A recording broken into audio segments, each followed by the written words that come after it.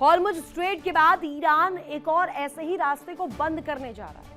ये रास्ता हॉर्मुज के बंद होने के बाद एक वैकल्पिक रूट बना हुआ है। इसके बंद होने के बाद वैश्विक अर्थव्यवस्था पर भारी संकट आ सकता है।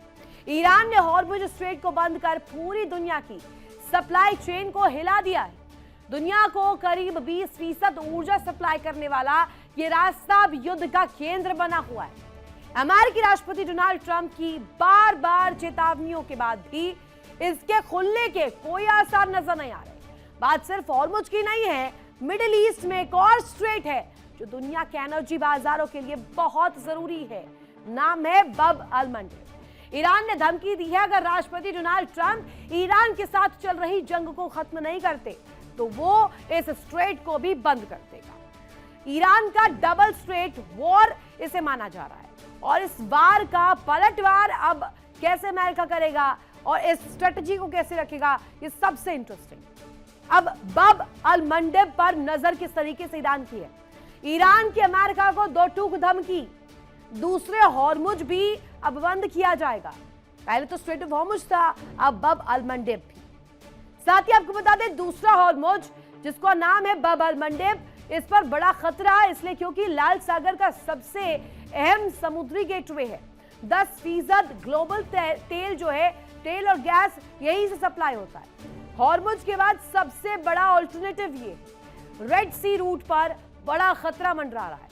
ये स्विस कैनल को भी जुड़ता है, रेड सी को भी जुड़ता है, लिहाजा यहां से अगर रास्ते से चीजें बंद हो जाती है, तेल सप्लाई ठप हो जाता है, पूरी दुनिया पर इसका असर पड़ेगा।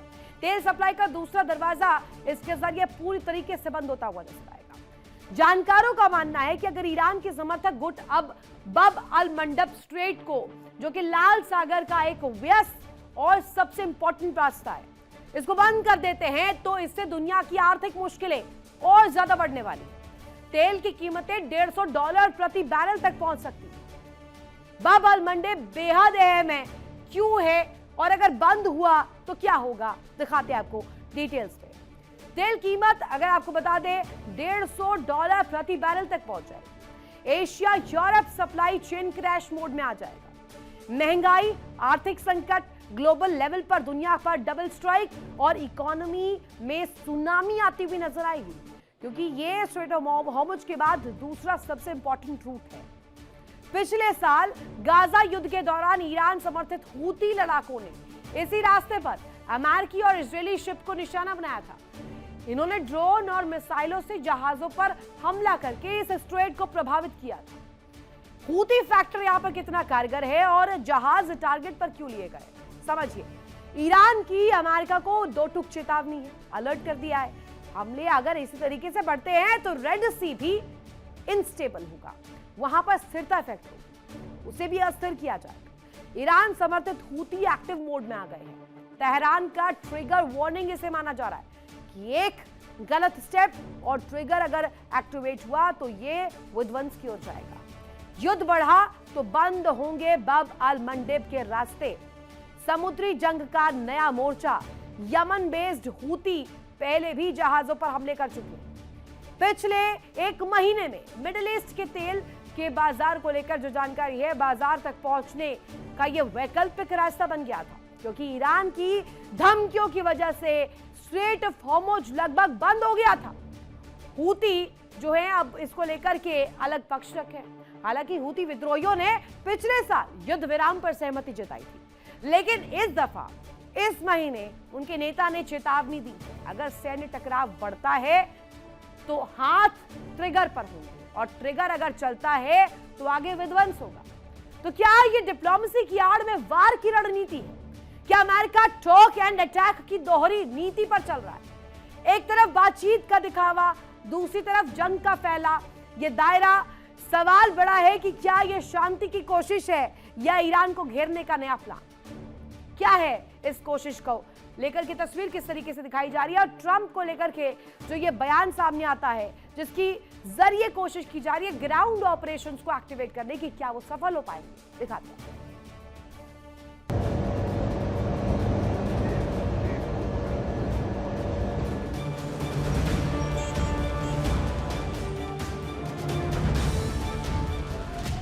वहीं ट्रंप ने कहा कि अगर ईरान ने वो नहीं किया जो उन्हें करना है तो पावर प्लांट तबाह होगा।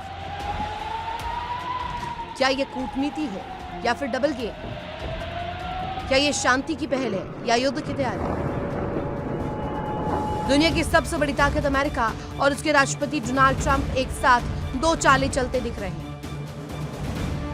लेकिन सवाल ये कि क्या ये 10 दिन शांति की खिड़की है या तूफान से पहले की खामोशी? क्योंकि इतिहास गवाह है, जब जब बातचीत और सैन्य तैयारी साथ साथ चली है, तब तब हालात और ज्यादा विस्फोटक हुए हैं। तो क्या अमेरिका ईरान को बातचीत में उलझाकर पीछे से जंग की जमीन तैयार कर रहा है, या फिर एक बड़ा रणनीतिक दबाव है जिसे ईरान को झुकाने की कोशिश की जा रही है?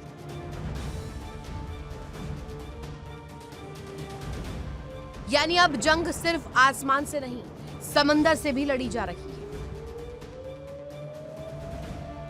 ट्रंप का ये दोहरा रुख कई सवाल खड़े कर रहा है। क्या अमेरिका ईरान को बातचीत में उलझाकर दबाव बना रहा है, या फिर ये सिर्फ दुनिया को दिखाने के लिए शांति का मुखौटा है?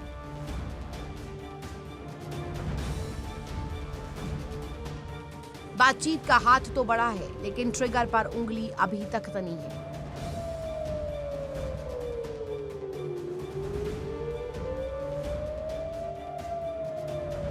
Bureau report, India daily.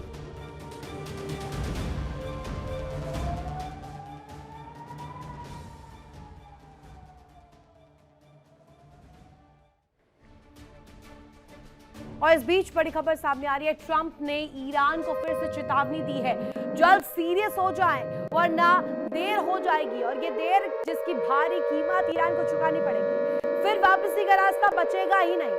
और ये बड़ी खबर बड़ी तस्वीर दिखाता है, जिसमें कहा जा रहा है कि बाकायदे डोनाल्ड ट्रंप ने इसे चेतावनी के तौर पर कहा है, आगाह किया है, अलर्ट किया है, अगर अभी नहीं तो कभी नहीं। और खास तौर पर कहा गया है सीधे तौर पर, अगर ये कोशिशें अभी नहीं रुकी तो देर हो जाएगी, और अगर देर हुई तो इसकी कीमत वहां ईरान वासियों को भी चुकानी पड़ सकती है। इसकी जो सीरियस कॉल है, इसको लेकर के भी आगाह कर दिया है, सीधे तौर पर कह दिया है कि इसको लेकर के आप सीरियस हो जाइए वरना ये मिस्टीरियस जरूर हो जाएगा। एक और बड़ी खबर इस बीच सामने आ रही है, जहां हॉर्मुज खोलने के लिए यूएई की बड़ी पहल सामने आती है। मल्टीनेशनल लेवल फोर्स बनाने की कोशिश की जा रही है।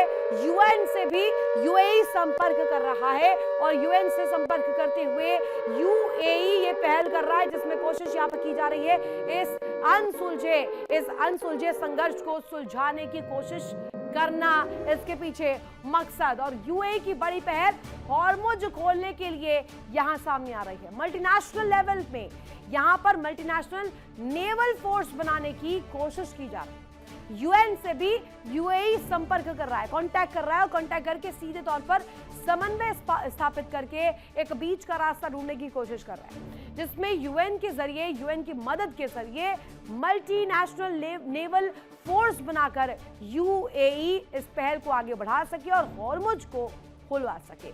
युद्ध का 28वां दिन और 28वें दिन ये कोशिश जो कि अलग अलग सामने आ रही है, पहल जो सामने आ रहा है, और खास तौर पर यूएई जो कि एक महत्वपूर्ण कड़ी है, जहां पर सीआईए के या अमेरिकी सैन्य ठिकाने जिसको लेकर जिक्र किया जा रहा है वो मौजूद हैं। अब यूएई का ये कॉल यूएन के साथ हाथ मिलाकर मल्टीनेशनल नेवल फोर्स बनाने की कोशिश आगे कैसे दुरुस्त करती है इस तस्वीर को, और ईरान, रूस, चीन क्योंकि एक साथ अभी आते हुए दिखाई दे रहे हैं, ये डिप्लोमेसी आगे कहां जाती हुई नजर आ रही है। यूएई की बड़ी पहल और मल्टीनेशनल नेवल फोर्स बनाने के बाद इस कवायद को किस परिप्रेक्ष्य में देखा जाए? मुसीबत में ईरान के सच्चे दोस्त बनकर रूस और चीन अब सामने आ गए हैं ओपन पेज पर। अमेरिका और इजराइल के बढ़ते दबाव के बीच रूस सैन्य सहायता, ड्रोन तकनीक और खुफिया जानकारी दे रहा है, इंटेल दे रहा है। वहीं चीन आर्थिक मदद, साथ ही व्यापार और रॉकेट ईंधन सप्लाई कर रहा है। ये गठबंधन ईरान को और मजबूत कर रहा है, मजबूती दे रहा है, और मिडिल ईस्ट की भू राजनीति को नया आकार, एक नया रूप दे रहा है। अब जो दो दोस्त साथ आए हैं, दो दोस्तों की ताकत क्या है? ईरान का जवाब इसी के जरिए घातक दिया जा रहा है, काउंटर कर रहा है ईरान। ये कैसी है तस्वीर जरा समझिएगा। रूस, चीन, ईरान के साथ जो दोस्ती है, इसको लेकर जो दावा किया जा रहा है, रूस और चीन ईरान के सुपर दोस्त हैं। बैकडोर डील से वॉर कैपेबिलिटी जो है वो बढ़ गई है।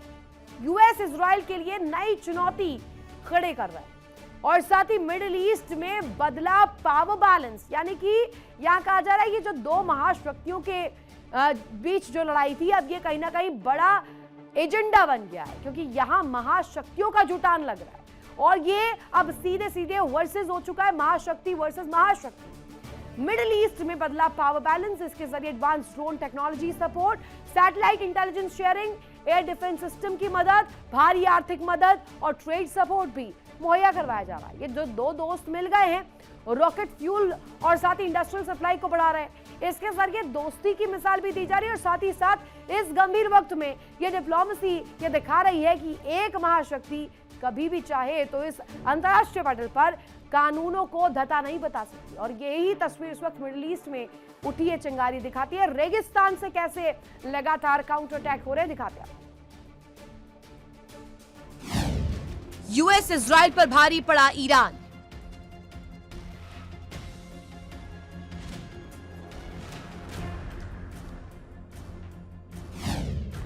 सच्चे दोस्त बने रूस और चीन।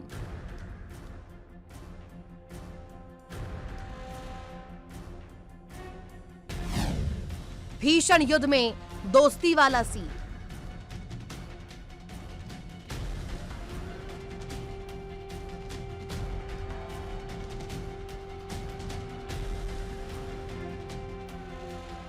मुसीबत का वक्त ही असली रिश्तों की पहचान कराता है। जो संकट के समय भी हाथ थामे रहे वही असली दोस्त कहलाते हैं। यही तस्वीर वैश्विक राजनीति में साफ दिख रही है। जब ईरान पर युद्ध का दबाव है, जब अमेरिका और इजराइल के हमले ने उसे घेर रखा है, तब उसके दो पुराने साथी रूस और चीन खुलकर मैदान में उतर गए। ये सिर्फ कूटनीति नहीं, ये दोस्ती की वो परिभाषा है जो किताबों में पढ़ाई जाती है। यानी भीषण युद्ध के बीच दोस्ती वाला सीन दिखाई दे रहा है। ईरान आज जिस दौर से गुजर रहा है वो उसके अस्तित्व की लड़ाई जैसा है। ऐसे समय में रूस का आगे आकर सैन्य मदद देना, ड्रोन तकनीक और जरूरी संसाधन उपलब्ध कराना, ये दिखाता है कि रिश्ता सिर्फ कागजों पर नहीं बल्कि जमीनी हकीकत में भी मजबूत है। तो वहीं चीन जो अक्सर सीधे टकराव से बचता है, वो भी पीछे नहीं है। आर्थिक सहारा देना, व्यापारिक रास्ते खुले रखना, चुपके से हथियारों की सप्लाई करना, वैश्विक मंचों पर ईरान के लिए संतुलन बनाना, ये सब किसी चुपचाप निभाई जा रही दोस्ती की तरह है। पश्चिमी खुफिया रिपोर्ट्स में जो खुलासा हुआ उसने पूरी दुनिया को चौंका दिया। दावा है कि रूस और ईरान के बीच एक गुप्त समझौता हुआ है, एक ऐसा समझौता जो पश्चिम एशिया में चल रहे भीषण संघर्ष का रुख बदल सकता है। एक रिपोर्ट में बड़ा दावा किया गया है। इसके मुताबिक जंग के बीच रूस ने ईरान को एडवांस ड्रोन सप्लाई की। ईरान को रूस से इंटेलिजेंस मदद भी मिली। रूस लगातार ईरान को सैटेलाइट इमेज दे रहा है। ईरान को रूस से जहाजों, विमानों और सैनिकों का डेटा मिल रहा है। रूस ने शाहिद ड्रोन के डिजाइन, इंजन, नेविगेशन में सुधार कर सौंपे हैं। देखिए इंडिया डेली 24/7 अब आपकी स्मार्ट टीवी पर। इंडिया डेली मौजूद है सभी डिजिटल प्लेटफॉर्म पर लाइव और लगातार। इंडिया डेली 24/7 हर दिन राष्ट्र को समर्पित।